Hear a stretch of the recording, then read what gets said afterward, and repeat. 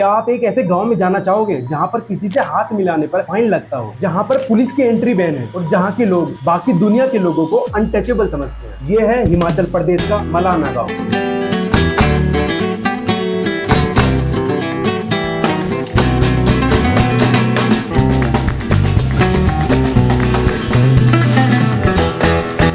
जहाँ की मलाना क्रीम पूरी दुनिया में फेमस है, लेकिन यहाँ का कल्चर सबसे बड़ा मिस्ट्री बॉक्स है। आज की इस वीडियो में हम अनकवर करेंगे मलाना का सबसे गंदा सच। The ladies who want the picture. Look at these lovely ladies. Show me your hands. Look at that. Look. Wow. And your hand. Look. And you do this all day. Can show me back? सोचकर देखिए दोस्तों, एक ही देश में रहते हुए एक ऐसा गांव कैसे हो सकता है जिसका अपना अलग जुडिशियरी सिस्टम है, जहां ना हाई कोर्ट चलता है ना सुप्रीम कोर्ट चलता है, जहां पुलिस की एंट्री बैन है और जहां के फैसले लोकल डेथ के यानी उनके देवता के द्वारा लिए जाते हैं। और ये मिस्ट्री सिर्फ उनकी पॉलिटिक्स या फिर कल्चर तक लिमिटेड नहीं है। ये वही गाँव है जो दुनिया की सबसे महंगी कैनबिस बनाता है, यानी कि गांजा बनाता है, जिसे दुनिया मलाना क्रीम के नाम से जानती है। एक ऐसा सब्सटेंस जिस पर इंटरनेशनल मार्केट में लाखों की बोली लगती है, लेकिन लोकल गांव वालों के लिए ये उनकी इकोनॉमी का सबसे बड़ा हिस्सा है। आखिर क्या है मलाना का सच? क्या ये वाकई अलेक्जेंडर द ग्रेट के सोल्जर के संतानें हैं, या ये सिर्फ एक मिथ है जो जनरेशन से चला आ रहा है? आखिर क्यों ये लोग बाकी दुनिया से कट ऑफ रहते हैं?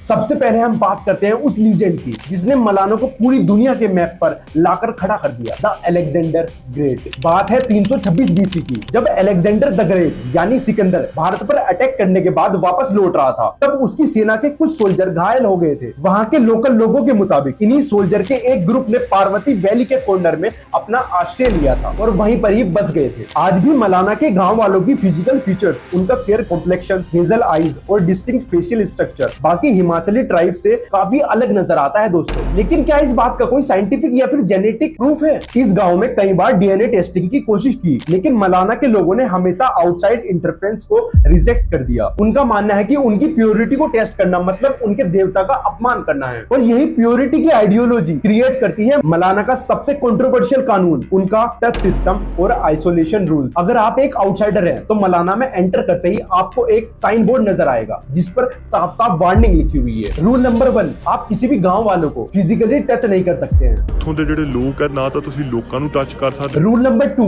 आप किसी के भी घर की दीवार, मंदिर या फिर किसी भी बर्तन को टच नहीं कर सकते हैं। अगर आपने गलती से सामान लेते वक्त दुकानदार को छू लिया तो वो आपका सामान आपके हाथ में देने के बजाय वापस काउंटर पर रख देगा, और उसके बाद या तो दुकानदार को नहाना पड़ेगा या फिर एक स्पेसिफिक प्योरिफिकेशन प्रोसेस से गुजरना पड़ेगा। ਤੇ ਜੇ ਤੁਸੀਂ ਮੰਨ ਲਓ ਕਿਸੇ ਵੀ ਦੁਕਾਨ ਦੇ ਉੱਤੋਂ ਕੋਈ ਚੀਜ਼ ਵੀ ਖਰੀਦਦੇ ਹੋ ਨਾ, ਤਾਂ ਵੀ ਉਹ ਬੰਦਾ ਤੁਹਾਨੂੰ ਚੀਜ਼ ਹੱਥ ਦੇ ਵਿੱਚ ਨਹੀਂ ਦੇਗਾ, ਉਹ ਜ਼ਮੀਨ ਤੇ ਰੱਖ ਦੇਗਾ ਚੀਜ਼। और यहाँ तक कि अगर कोई आउटसाइडर उनके मंदिर को छू देता है तो विलेज काउंसिल उस पर 2000 से लेकर 5000 तक फाइन लगा सकते हैं, जिसका इस्तेमाल एक जानवर की बलि देकर उस जगह को प्योरीफाई करने के लिए किया जाता है। ਬਾਈ ਮੈਂ ਇਸ ਵੇਲੇ ਇੰਡੀਆ ਦੇ ਇੱਕ ਐਸੇ ਪਿੰਡ ਦੇ ਵਿੱਚ ਖੜਾ ਹਾਂ ਜਿੱਥੇ ਜੇ ਤੁਸੀਂ ਗਲਤੀ ਦੇ ਨਾਲ ਕਿਸੇ ਮੰਦਿਰ ਨੂੰ ਟੱਚ ਕਰ ਲੈਣਾ ਤਾਂ ਬਾਈ ਤੁਹਾਨੂੰ 5000 रुपए ਦਾ जुर्माना देना पै सकता। लेकिन दोस्तों बात सिर्फ टच तक ही खत्म नहीं होती। उनकी लैंग्वेज कनाशी, जो दुनिया की सबसे यूनिक लैंग्वेज है, ये ना तो हिंदी से मिलती है और ना ही हिमाचली से मिलती है। लेकिन कुछ लोगों के मुताबिक कनासी एक सीनो तिब्बतियन लैंग्वेज फैमिली की ब्रांच है जिसका कोई रिटन स्क्रिप्ट नहीं है। ये लैंग्वेज सिर्फ जनरेशन टू जनरेशन बोलकर ही ट्रांसफर की जाती है। लेकिन इन सभी कानूनों और एंशिएंट कस्टम्स के पीछे कौन है? किसके कहने पर ये पूरा का पूरा गांव चलता है? इसका जवाब छिपा हुआ है उनके पैरेलल जुडिशियल सिस्टम में। जहां हमारा पूरा देश भारतीय संविधान से चलता है, कोर्ट से चलता है, वहीं मलाना के लोगों का अपना ही एक अलग जुडिशियल सिस्टम है। इस गांव के सुप्रीम लीडर कोई एमएलए, सरपंच या फिर मिनिस्टर नहीं है, बल्कि उनके कुल देवता जमलू ऋषि है। गांव के सारे बड़े डिसीजन, जमीन की डिस्प्यूट या फिर क्राइम के केसेस एक 11 मेंबर विलेज काउंसिल सोल्व करती है, जिसे लोअर कोर्ट और अपर कोर्ट में बांटा गया है। और सबसे हैरानी की बात तो दोस्तों ये है कि उस गांव के सभी लोग इस डिसीजन को मान लेते हैं। जो मैंने सुना है कि यहाँ पे कोई कोर्ट कचहरी का कानून कुछ नहीं चलता, यहाँ पे अपने ही कानून है, यहाँ पे नियम अपने नियम है। इस देखो गाँव ना, ऐसा हमारा यहाँ कोर्ट अपना है मलाना वाले को, वो कोर्ट कैसे वो दीप्त का ही सुनना पड़ता है। अच्छा, हाँ जी, कोर्ट कचहरी का कोई नियम नहीं, जो कोर्ट कोई नियम नहीं, कोई थाना नहीं, कोई तहसील नहीं। अच्छा। हमारे यहाँ मतलब मानते ही नहीं है, जो दीप्त पे लगा वही फसल हो जाएगा। तो- मगर उसमें आदमी चुन के रखना हमने 8 आदमी।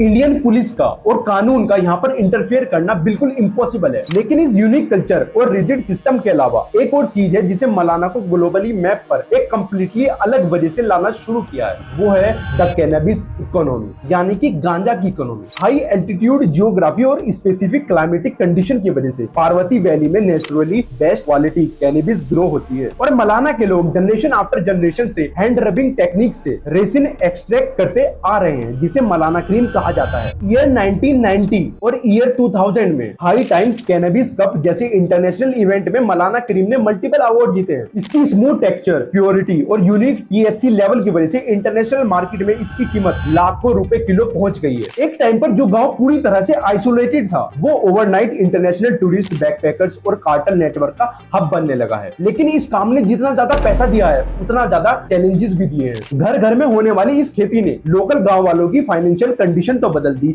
लेकिन इसने हिमाचल पुलिस और NCB का ध्यान अपनी ओर खींच लिया। पिछले कुछ दशकों में मौलाना ने वो बदलाव देखे हैं जो कई हजार साल पहले नहीं देखे थे। 2008 में गांव में लगी एक भयानक आग। उस आग ने उनके प्राचीन स्ट्रक्चर और ट्रेडिशनल वुडन हाउसेस को राख में तब्दील कर दिया था। उसके बाद गांव के देवता जमलू ऋषि के आदेश पर लोकल काउंसिल ने एक बड़ा फैसला लिया। गांव में आउटसाइडर के नाइट स्टे पर बैन लगा दिया। कमर्शियल गेस्ट हाउस और कैफे जो गांव के अंदर खुल गए थे, उन्हें बाहर शिफ्ट कर दिया गया ताकि उनका जो कल्चर है वो करप्ट ना हो। लेकिन दोस्तों, सवाल आज भी यही उठता है, क्या मौलाना आज भी उतना ही आइसोलेटेड है? सच्चाई तो ये है, मॉडर्न वर्ल्ड की हार्ट अब मौलाना के सरजमी पर भी आ चुकी है। नई जनरेशन के मलानी यूथ अब एजुकेटेड हो रहे हैं, इंटरनेट और स्मार्टफोन यूज कर रहे हैं और गांव से बाहर निकलकर बिजनेस और मेन स्ट्रीम एजुकेशन का हिस्सा बन रहे हैं। दूसरी तरफ हिमाचल गवर्नमेंट और NCB की तरफ से इस खेती पर सख्त रुख अपनाया जा रहा है और अल्टरनेटिव टूरिज्म प्रमोट करने की वजह से उनका ट्रेडिशनल वे ऑफ लाइफ एक बहुत बड़े ट्रांजिशन से गुजर रहा है। पुलिस रेड, लीगल प्रेशर और सोशल मीडिया क्लोट की वजह से